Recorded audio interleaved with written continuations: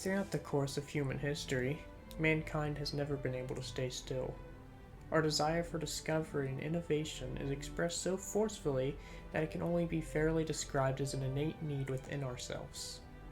As a society, we are constantly speeding towards a better future through advancements in technology and in our culture, and one aspect that overlaps both of these important areas is food, and how it has developed ever since the discovery of fire. One of the most important advantages to fire in terms of cooking is being able to safely cook and consume meat. With it, we were able to develop greater cognitive function, which allowed us to travel farther, and we were able to make our first step towards modern society. The culinary field in modern times is more segregated between research-focused and culture-focused. What I plan to create today can be seen as the culinary equivalent of the parting of the Red Sea, forging our own path towards a better future.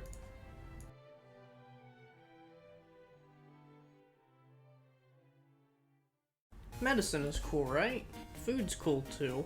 If both of these things are cool and both useful, why haven't they ever been attempted to be combined? Medicine food is an often overlooked and, quite frankly, unexplored genre in the culinary field. After recently making melatonin brownies, I've had the desire for more. Although, it would be sort of unfair for me to pin this as an expression of just myself. While making the brownies, many seemed to enjoy what I had created. Many people also seemed excited to hear about today's plans. This recipe is not only for myself, but I dedicate it to everyone that I've ever had the pleasure of interacting with. I guess you could say this one is for the fans. Today, my friends, I present Sleepytime Pizza. So one concern people have with this idea is what will happen to the melatonin when cooked? How heat stable is it? Will the heat denature it, make it less effective? And for that, I do have an answer. I found two articles, one of which is less important. The temperatures it goes to with the melatonin isn't nearly as high, so I found this other one. This article is recent. It was published last year, March of 2020. It is titled Influence of pH, Temperature, and Light on the Stability of Melatonin in Aqueous Solutions and Fruit Juices. So I'm going to have this linked down in the description, and to make it short, no, I do not think it will have that much of an effect on what we're doing here.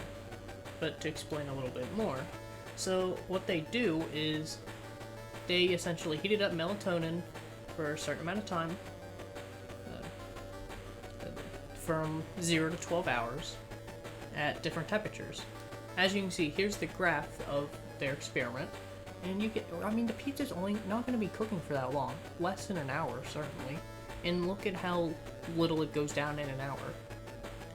Even with residual heat, it's not going to stay hot enough to denature so much the melatonin. Plus there is the acidity to worry about with the pizza sauce, but I don't think that's too big of a deal either, because here's the graph for that, and we're not going to be leaving it stored for more than a couple days, really. Like 2-3 days, so it should be fine. I estimate we're about 80 to 85% of the melatonin will stay here. That's just my guess. It's not completely scientific, but I feel confident enough in saying that. So here we are. We're not in the kitchen yet, not yet, but I need to show you what the ingredients we are using for this are. First of all, we have bread flour. We like bread flour. We have sugar, yeast, olive oil, tomato paste for the sauce, cheese. We have Frigo string cheese because it is low moisture mozzarella, but it's also skim, which I didn't want, but I can't read. And we have cheddar cheese, I guess. Now, the most important ingredient, what we've all been waiting for, the reason we are making this pizza, why it is so special. Sleepytime. How much is in this? I can't remember. It's somewhere between 300 to 500 milligrams of melatonin.